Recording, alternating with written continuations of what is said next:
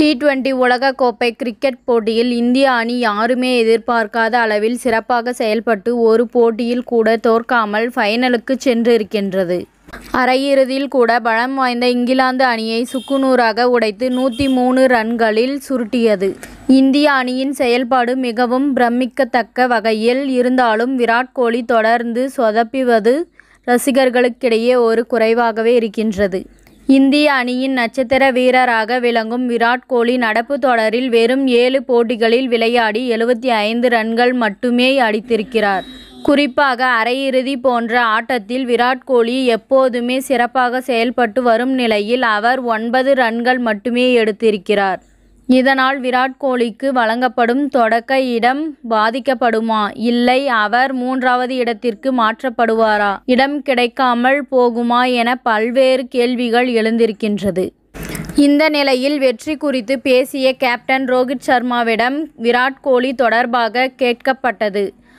ஆனால் அவர் ஒரு மாசான பதிலை அளித்திருக்கிறார். இதில் என்ன பேசியிருக்கிறார் என்று தற்போது பார்க்கலாம்.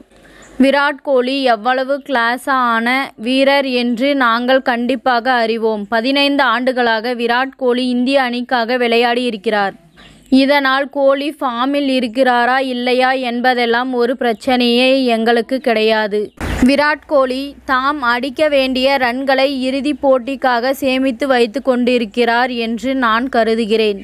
எங்கள் அணியில் எந்த ஒரு பதற்றமும் இல்லை. நாங்கள் அனைவரும் நிதானமாக இருக்கின்றோம்.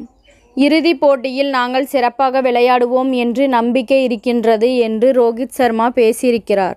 விராட் கோலி இந்த தொடரில் ஒரு முறை கூட அரை சதம் அடிக்காத நிலையில் அவர் இறுதி போட்டியில் பெரிய ரன் அடிப்பார் என்று கேப்டன் ரோஹித் சர்மா பேசியிருப்பது தற்போது வைரலாகி வருகின்றது. ரோஹித் போல் ஒட்டுமொத்த இந்திய ரசிகர்களும் விராட் கோலி ஃபைனலில் தமது திறமையை காட்டுவார் என்று ரசிகர்கள் நம்பிக்கை தெரிவித்திருக்கின்றார்கள். இத்துடன் இந்த செய்தி முடிவடைகின்றது. நன்றி, வணக்கம். மீண்டும் அடுத்த வீடியோவில் சந்திப்போம். மேலும் இதுபோன்ற சுவாரஸ்யமான தகவல்களை அறிய தமிழ் சிறை சேனலை சப்ஸ்கிரைப் பண்ணுங்க, ஷேர் பண்ணுங்க, லைக் பண்ணுங்க மற்றும் கமெண்ட் பண்ணுங்க.